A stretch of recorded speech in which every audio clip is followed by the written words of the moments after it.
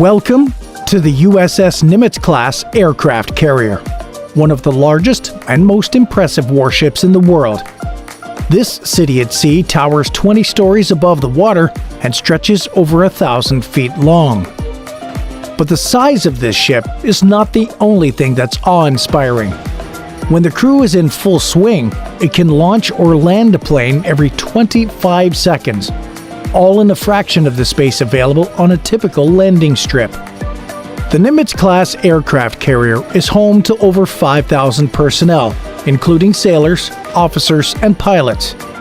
The crew is supported by a team of 114 cooks who work around the clock to provide the crew with fresh and nutritious meals.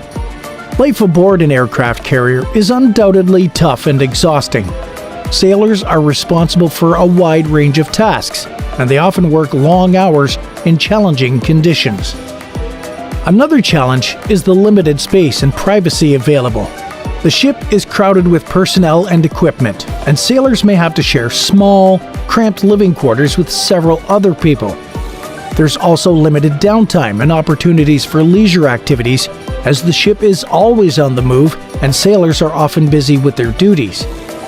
Additionally, sailors on an aircraft carrier may face challenges related to being away from home and their loved ones for extended periods of time. Deployments can last for several months, and sailors may not have regular opportunities to communicate with their families or take leave. But life on this floating city is not all work and no play. The USS Nimitz has a movie theater, a gym, and even a basketball court to help the crew relax and stay in shape during long deployments. It has even more facilities which really make you wonder, and which we're going to take a look at today. A galley that serves meals to 5,000 sailors, a grocery store, recreational areas for relaxation and leisure activities, a gym for physical fitness, a medical clinic for basic medical care. So join us as we take an exclusive look inside the USS Nimitz-Class Aircraft Carrier and discover what it takes to keep this incredible vessel running at peak performance. At its most basic level, an aircraft carrier is simply a ship outfitted with a flight deck, a runway area for launching and landing airplanes.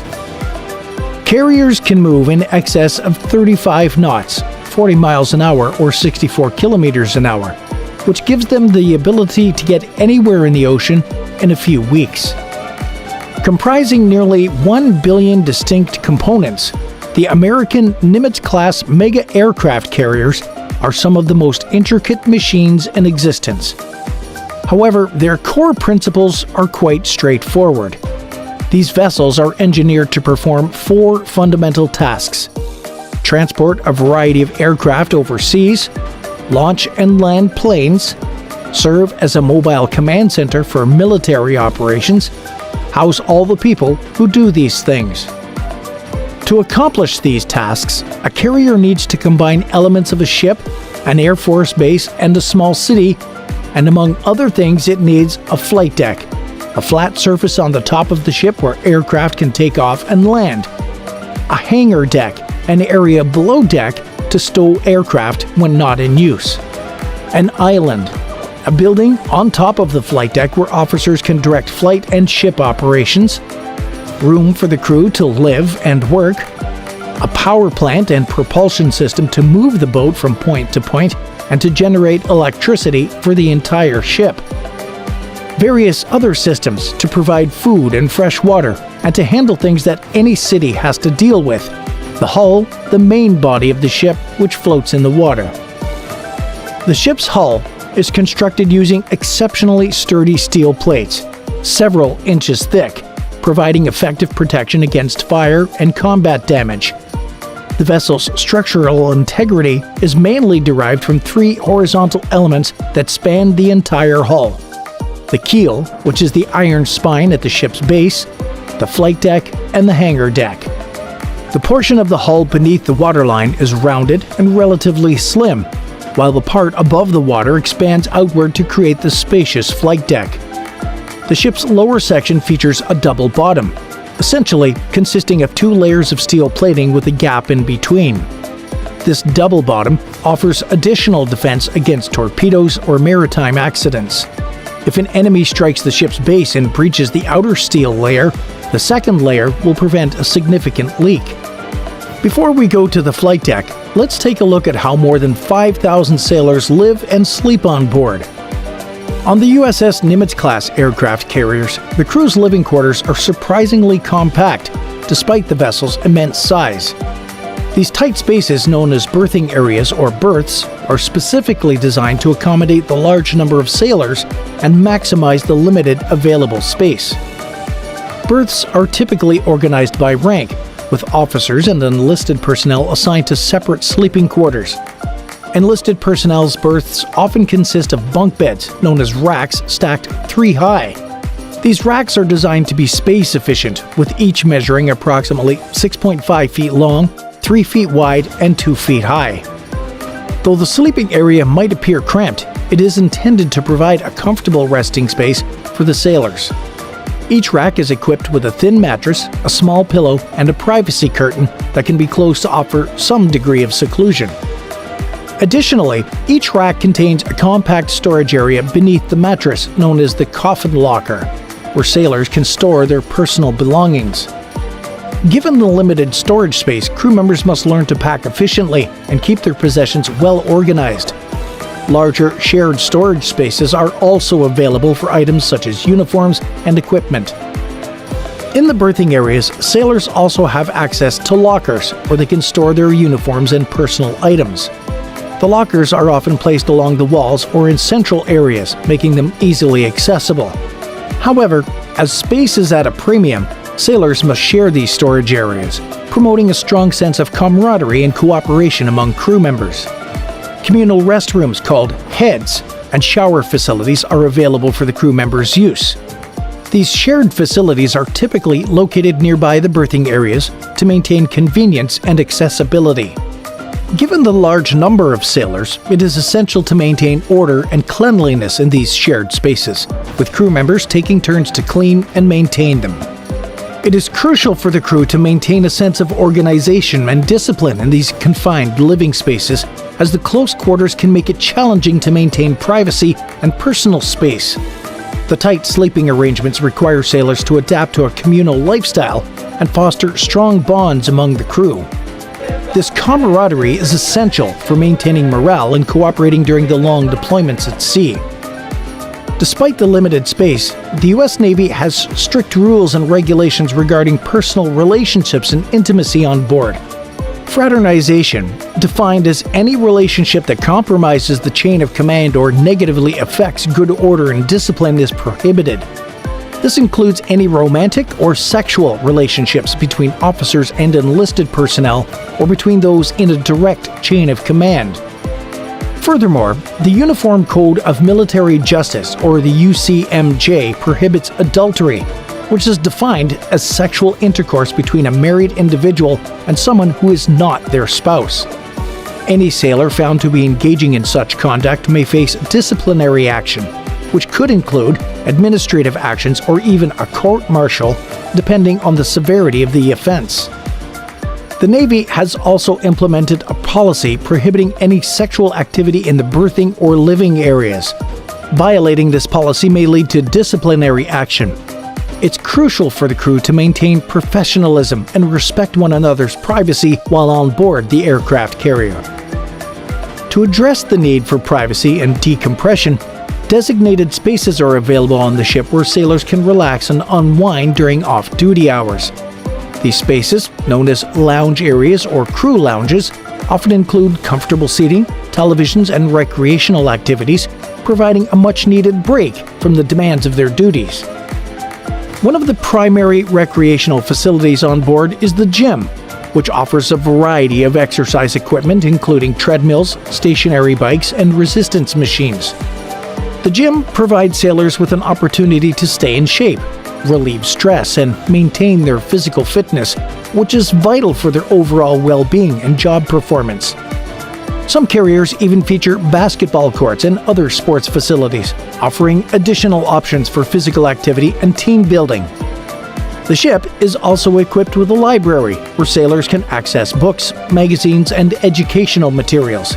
This resource allows crew members to pursue their interests, engage in self-improvement, and further their education during their downtime. Some carriers even offer educational programs and classes, enabling sailors to earn college credits or certifications while at sea. To address the crew's spiritual needs, the ship has a chapel, where religious services and spiritual counseling are offered. This space provides a quiet refuge for sailors to practice their faith and seek guidance. But that is not the most important thing. With over 5,000 crew members on board, the ship's dining facilities play a vital role in maintaining the crew's energy. Feeding all sailors on an aircraft carrier requires that over 17,300 meals are prepared daily by a team of just over 100 sailors. That appears like some kind of culinary miracle. So how are these huge numbers of sailors fed daily? Feeding a crew of more than 5,000 sailors on a USS Nimitz-Class Aircraft Carrier is a task that requires careful planning, efficient execution, and a dedicated team of culinary specialists. The ship's dining facilities, also known as galleys or mess decks, are responsible for providing nutritious and satisfying meals to the crew members, ensuring they remain healthy and energized throughout their deployment. The galleys on a Nimitz-Class aircraft carrier are designed to cater to the diverse dietary needs and preferences of the crew. Each galley is divided into various sections, such as the main serving line, where sailors can choose from an array of hot entrees, side dishes and desserts, a salad bar, which offers a selection of fresh vegetables, fruits, and salad dressings, and a sandwich bar, where crew members can custom make their own sandwiches. Vegetarian and vegan options are also available, ensuring that all dietary requirements are accommodated. The meal schedule on a Nimitz-Class aircraft carrier typically consists of 4 meals per day: breakfast, lunch, dinner, and a late-night meal known as midrats, short for midnight rations, which caters to sailors working night shift or those who missed earlier meals. The menu is carefully planned in advance by the ship's food service officer, who works closely with the culinary specialists to deploy a variety of meal options that meet nutritional guidelines and satisfy the crew's diverse tastes. To achieve this, the FSO and culinary specialists rely on a vast stockpile of ingredients and provisions stored in the ship's storerooms. These supplies are meticulously managed to ensure that the ship can continue to provide quality meals for the crew throughout their deployment. The storerooms contain everything from fresh produce to canned goods, as well as frozen meats and other perishables, which are stored in massive refrigeration units. The ship also has the capability to produce its own fresh water through desalination, which is vital for both cooking and hydration. The culinary specialists on a Nimitz-Class aircraft carrier are a team of highly skilled professionals who have undergone extensive training in food preparation, food safety, and nutrition. They work in shifts, with some responsible for preparing the meals, while others handle the serving lines and cleaning duties. The team is led by the leading culinary specialist, or LCS, and the chief culinary specialist, the CCS, who oversee the daily operations of the galley and ensure that the highest standards of food quality and sanitation are maintained. Between 16,000 and 18,000 meals are produced daily by around 100 culinary specialist staff. These meals range from breakfasts served at 6 a.m. to the midrats. Planning is essential in order to accomplish this goal. The ship's cooks adhere to a menu cycle that lasts for 15 days and receive resupplies at sea once every week, including both dry and fresh commodities. The 5,000 crew aboard an aircraft carrier can consume 1,600 pounds of chicken, 160 gallons of milk, 30 cases of cereal, and 350 pounds of lettuce in a single day. Everything is produced in enormous quantities. Cooks are required to constantly prepare meals, do various activities, and undergo training to learn new responsibilities. All galleys on carriers are sufficiently supplied. After every 7 to 10 days, a supply ship will bring between 400,000 and 1 million pounds of food. The process of preparing meals for such a large crew is a complex and time-consuming endeavor. The culinary specialists typically begin their day well before the crew wakes up, preparing breakfast items such as eggs, bacon, pancakes, and oatmeal. Throughout the day, they continue to cook, bake, and prepare a wide variety of dishes for the subsequent meals, which can range from grilled chicken and steamed vegetables to pasta and stir-fry dishes. Baking fresh bread and desserts is also an integral part of their duties. Given the limited space and resources on board, the culinary specialists must be highly efficient and resourceful in their meal preparation. They often employ techniques such as batch cooking and utilizing pre-made sauces and mixes to streamline the processes and ensure that the meals are served promptly. Despite these constraints, the culinary specialists strive to create dishes that are not only nutritious, but also visually appealing and flavorful, as the quality of food plays a crucial role in maintaining the crew's morale. In addition to the main galleys, some Nimitz-class aircraft carriers also have smaller wardrooms for the officers, where a separate team of culinary specialists prepare meals specifically for the ship's officers. The wardrooms offer a more formal dining experience, with a table service and a slightly more diverse menu selection. However, the emphasis on providing nutritious and satisfying meals remains a priority in both the main galleys and the wardrooms. To ensure that the food quality and safety standards are met, the galleys on a Nimitz-class aircraft carrier adhere to strict protocols for hygiene and sanitation. Culinary specialists are required to follow guidelines for hand washing, food storage, and preparation to minimize the risk of foodborne illnesses. The galleys and dining areas are regularly inspected and cleaned to maintain a safe and sanitary environment for the crew. Special occasions and holidays are also celebrated on board, with the culinary team going the extra mile to create festive menus and decorations. These events provide a much-needed boost to the crew's morale and allow them to enjoy a taste of home while at sea.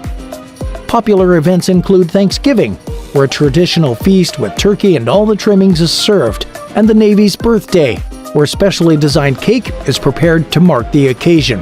Apart from the large-scale meal preparations, the culinary specialists on a Nimitz-class aircraft carrier also cater to smaller gatherings and events, such as receptions for visiting dignitaries, promotions, and change of command ceremonies. These events often require a more refined menu and presentation, showcasing the culinary team's versatility and skill. If you think the food on an aircraft carrier is well taken care of, take a look at the supermarket on the ship. You'll be surprised how this works. A vital resource for the crew of a USS Nimitz-class aircraft carrier is the ship's store, commonly referred to as the Geedunk or the ship store. This onboard grocery store offers a variety of essential items and creature comforts to the sailors, providing them with a sense of normalcy and the ability to acquire personal items while at sea. The store averages around $10,000 per day with over 1,050 transactions. The ship's store carries a wide range of products, catering to the diverse needs of the sailors. Items available for purchase include toiletries such as shampoo, soap, toothpaste, and razors, clothing items like socks, underwear, and Navy-themed apparel, as well as recreational items like books, magazines, and electronics. Snacks, beverages, and other non-perishable items are also available, providing the sailors with an opportunity to indulge in their favorite treats and satisfy their cravings during their downtime. One of the unique aspects of the ship's store is that it operates as a non-profit entity. This means that the prices of the items sold are typically lower than what sailors would find at an onshore store, and there's no sales tax, and the objective is to cover the cost of goods and operational expenses rather than to generate profit. The revenue generated by the ship's store is used to support morale, welfare, and recreation or MWR programs on board the carrier, further contributing to the quality of life for the crew. The ship's store is managed by a team of dedicated sailors known as the ship's servicemen, or the SH, who have undergone specialized training in retail operations, inventory management, and customer service. The SH personnel are responsible for all aspects of the store's operation, from stocking shelves and managing inventory to assisting customers and processing transactions. They work closely with the supply department to ensure that the store remains well stocked and able to meet the needs of the crew. To maintain a steady supply of goods, the ship's store relies on regular replenishments from support ships, known as replenishments at sea or RAS operations. During these operations, the aircraft carrier receives essential provisions and supplies, including items for the ship's store while still underway. This complex process involves the transfer of goods from the supply ship to the carrier using a series of pulleys, cables, and cranes. The SH personnel and other crew members then work together to unload and transport the supplies to the ship's store, where they are carefully inventoried and stored. In addition to the main ship store, some Nimitz-class aircraft carriers also have smaller satellite stores or vending machines located throughout the ship. These outlets offer a more limited selection of items but provide sailors with convenient access to essential products without having to visit the main store. This is particularly helpful for those working in remote areas of the ship or during times when the main store may be closed. In the event that the ship's store runs out of stock, replenishment at sea operations are conducted to resupply essential items and maintain the availability of goods for the crew. The replenishment at sea or underway replenishment process allows fuel, ammunition, stores, and grocery items to be transferred between ships while they're still in motion. This technique, first developed in the early 20th century, was extensively used by the United States Navy during World War II in the Pacific Theater, enabling U.S. carrier task forces to remain at sea indefinitely. Today, two primary methods of underway replenishment are utilized: vertical replenishment and alongside connected replenishment. Vertical replenishment involves transferring cargo between ships using helicopters, allowing the ships to avoid getting dangerously close to one another. However, the helicopter's capacity limits the maximum load and transfer speeds, making it unsuitable for transferring large quantities of grocery items at once. Alongside connected replenishment is the most commonly used method on modern aircraft carriers, allowing the transfer of liquids, ammunition, and brake bulk goods, including grocery items. In the 1950s and 60s, the U.S. Navy developed multi-product supply ships with a ram tensioner system to keep the high-line tension during transit. This method evolved into the standard tension replenishment alongside method, or stream, which maintains a greater distance between the ships. During replenishment, the supply ship maintains a constant direction and speed, with the receiving ship approaching until they are approximately 30 yards apart. The supply ship fires a gun line, pneumatic line thrower, or shot line, which is used to pull over a messenger line and other equipment for the transfer. Larger ships can set up multiple transfer rigs, allowing for quicker transfers or the transfer of various types of supplies. Most resupply ships can handle two receivers simultaneously. While most ships can accept a resupply on either side, U.S. Navy aircraft carriers always receive replenishment on the starboard side due to the island and navigation bridge's location. Performing alongside connected replenishment is dangerous due to the hydrodynamics of two ships traveling near each other, creating a suction between them. Experienced helmsmen and attentive bridge crews are necessary to prevent collisions and ruptures in gasoline transfer lines and hoses. Emergency breakaway procedures are practiced to separate ships in case of emergencies, although this may result in the loss of some goods. After replenishment is completed, it's standard for U.S. Navy ships to separate from the providing vessel while playing a distinctive tune over the supplier's public address system. Supplies are then transferred to the hangar, where they're sorted and distributed to the respective units, ensuring sailors have everything they need at any given time. Do you think we've already discussed all the great facilities? Nope. One of the most popular amenities on board is the ship's Internet Cafe, which allows sailors to access the internet, send emails, and connect with loved ones back home. While the bandwidth is limited and the connection may be slower than what's available on shore, this service is invaluable in helping sailors maintain relationships and stay informed of events in the world beyond their ship. In terms of medical facilities, on a USS Nimitz-Class Aircraft Carrier, the provision of medical care is of utmost importance, given the thousands of crew members living and working in close quarters for extended periods. To address the healthcare needs of the sailors, the ship is equipped with a fully functional medical facility, commonly referred to as the ship's hospital. This facility caters to various medical requirements, ranging from routine checkups to emergency care and surgical procedures. The ship's hospital is staffed by a team of highly skilled medical professionals, including doctors, nurses, and hospital corpsmen. These individuals are trained to handle a wide array of medical issues, ensuring that the crew receives appropriate care and treatment in a timely manner. In addition to their primary duties, the medical staff also conduct regular training sessions to maintain their skills and educate non-medical crew members on essential first aid and emergency procedures. The medical facility on a Nimitz-Class Carrier is divided into several specialized departments, each dedicated to addressing specific healthcare needs.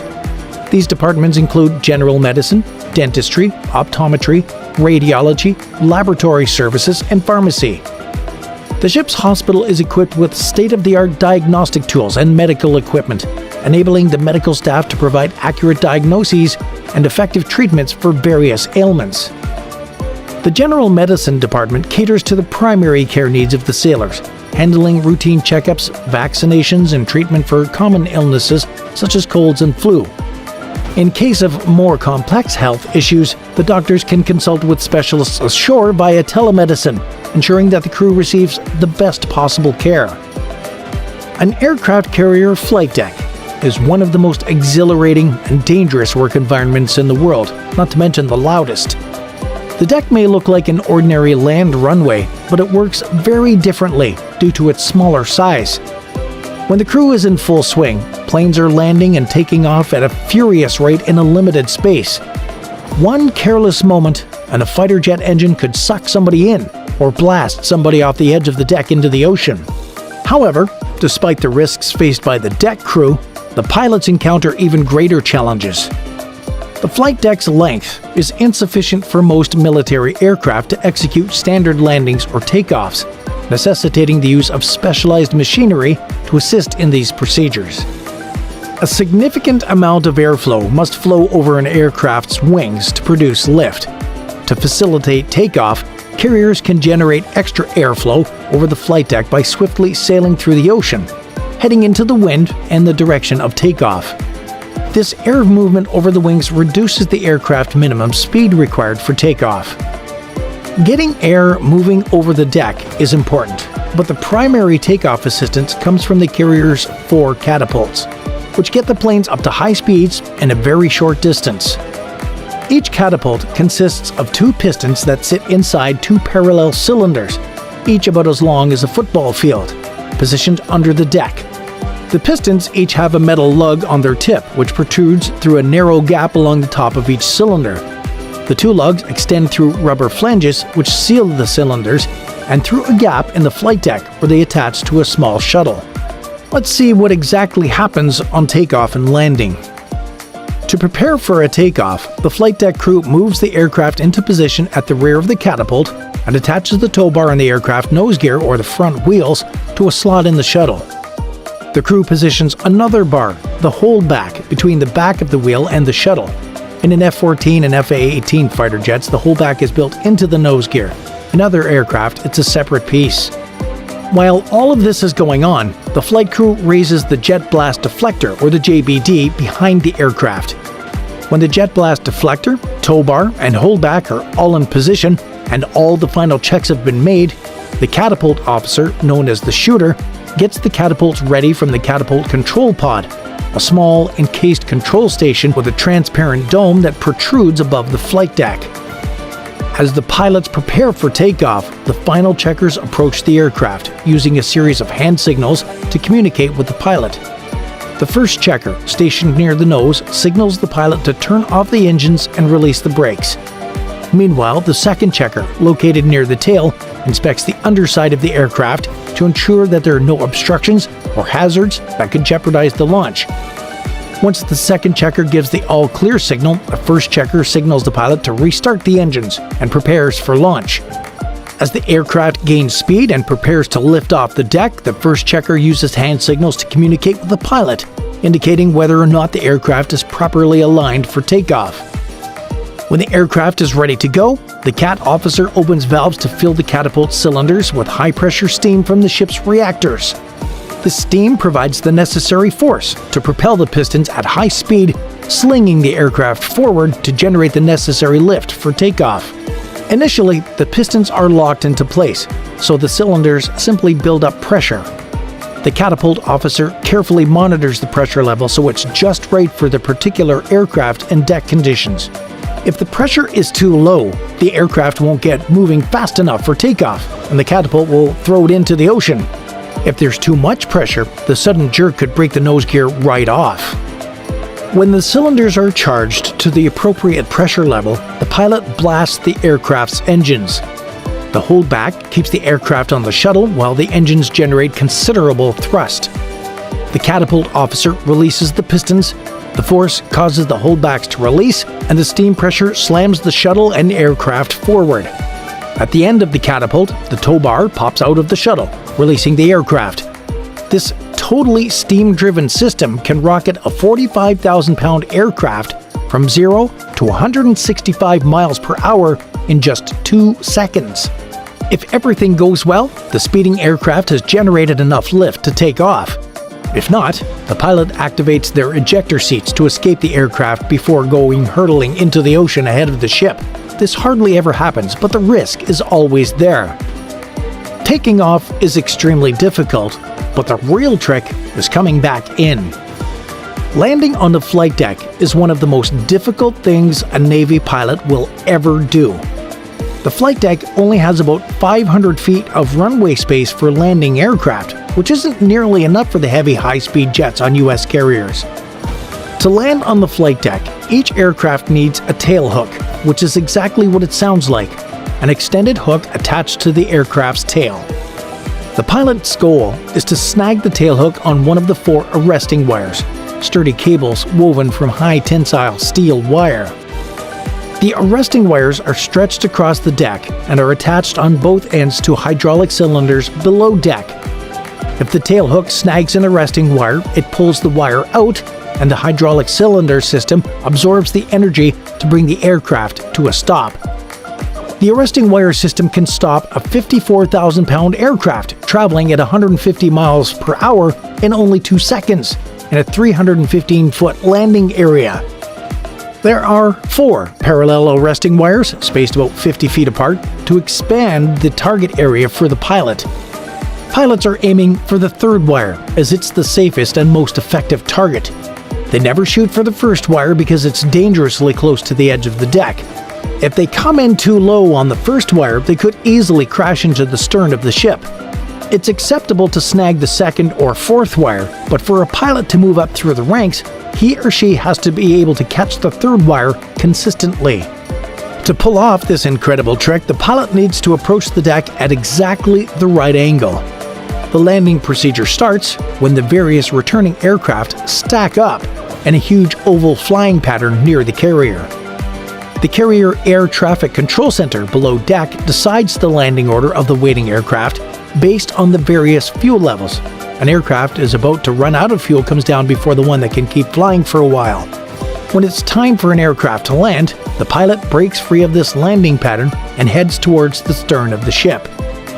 Landing signals officers, or LSOs, help to guide the aircraft in through radio communications as well as a collection of lights on the deck.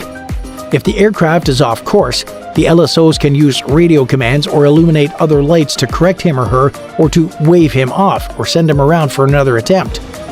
In addition to the LSOs, pilots look to the Fresnel Lens Optical Landing System, commonly referred to as the lens for landing guidance. The lens consists of a series of lights and Fresnel lenses mounted to a gyroscopically stabilized platform.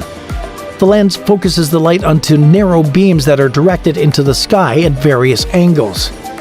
The pilot will see different lights depending on the aircraft's angle of approach.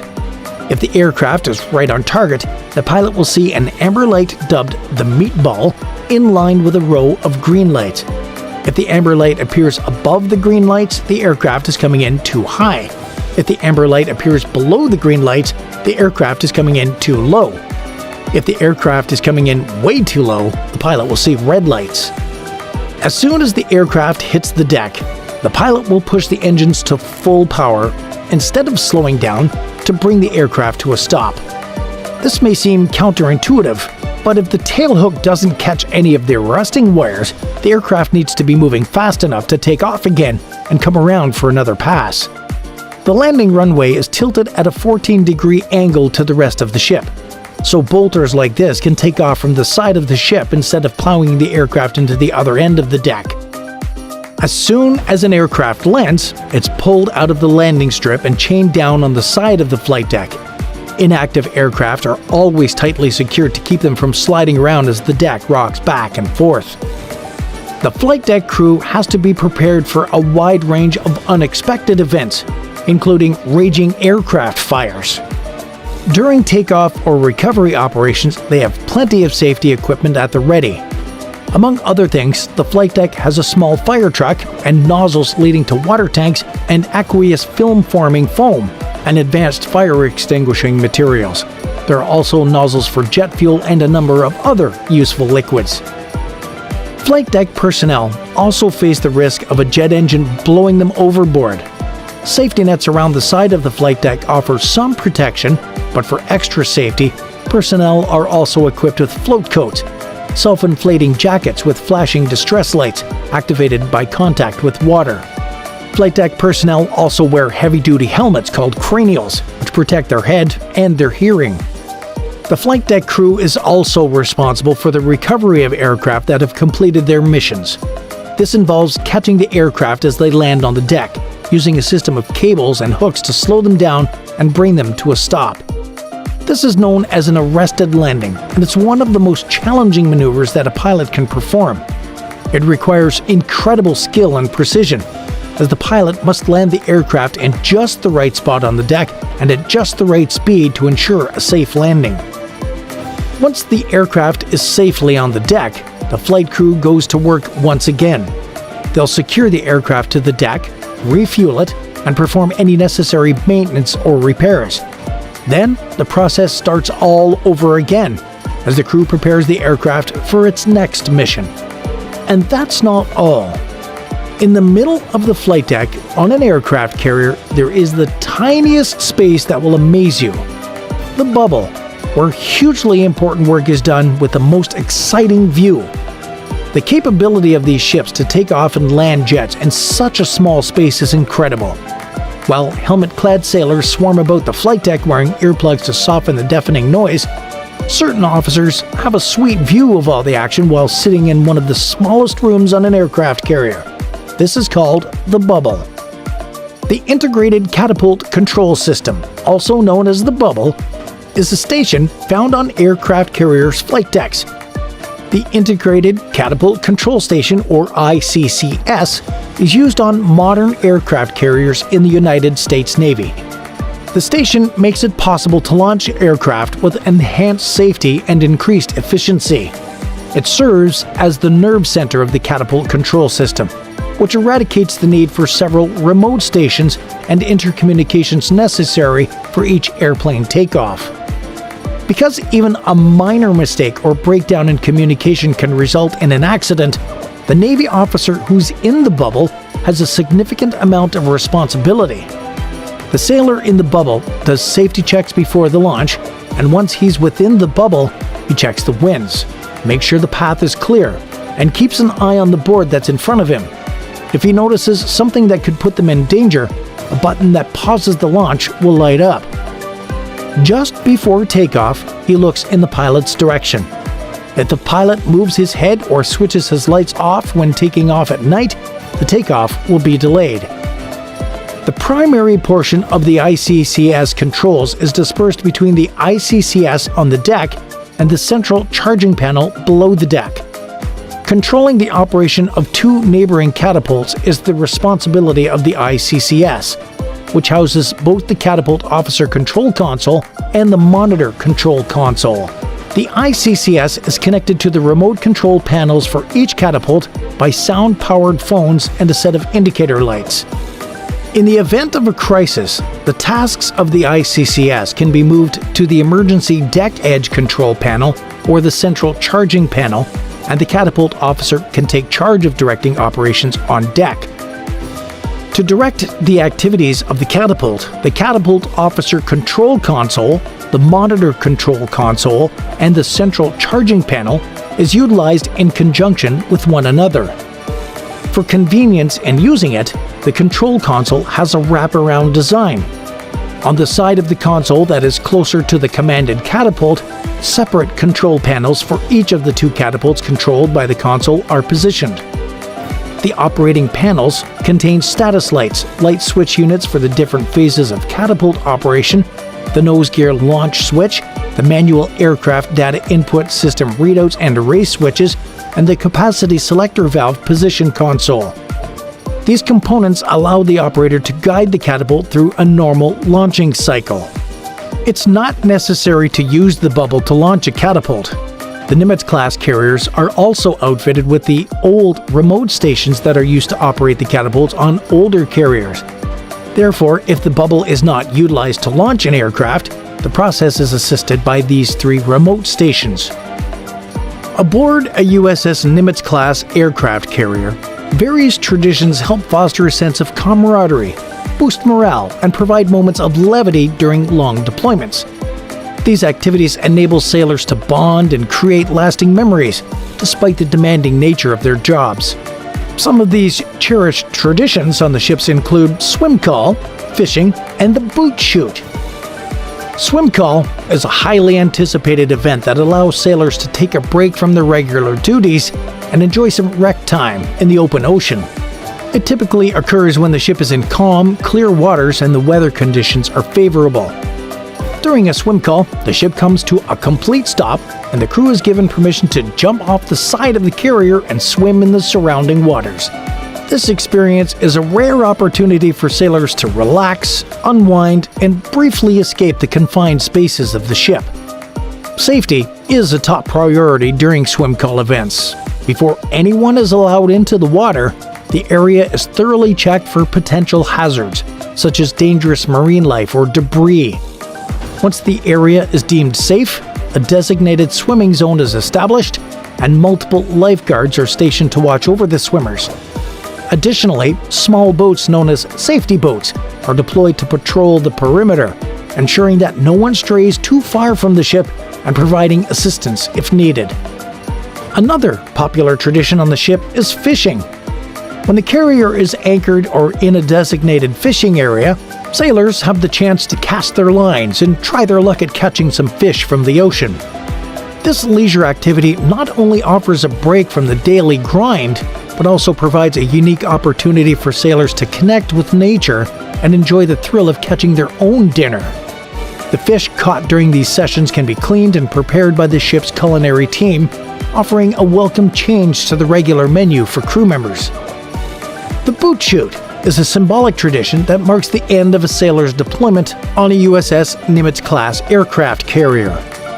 Upon completing their tour of duty and before leaving the ship, sailors can choose to participate in this ritual, which involves throwing a pair of worn-out boots off the flight deck and into the ocean.